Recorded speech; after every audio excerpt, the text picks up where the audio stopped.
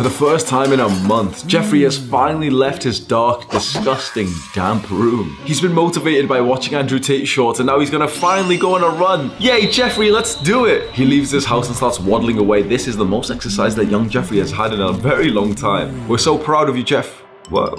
Why have you stopped? You said you were gonna go on a run. What's he doing? He looks like he's contemplating, like he's thinking. Don't turn around, Jeffrey. You're literally just a minute away. I guess a minute's still progress. And you know, if you run a minute back home, then that's 2 minutes today. Maybe you can increase. Whoa. No, Jeffrey. What the?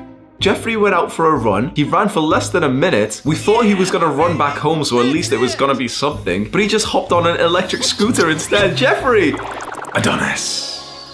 Adonis is climbing Mount Everest and he's determined to reach the top. As the air thins and he struggles to catch his breath, Adonis pushes on. His muscles begin to ache and his body screams for him to quit, but Adonis is mentally tough and he refuses to give up. I must reach the top.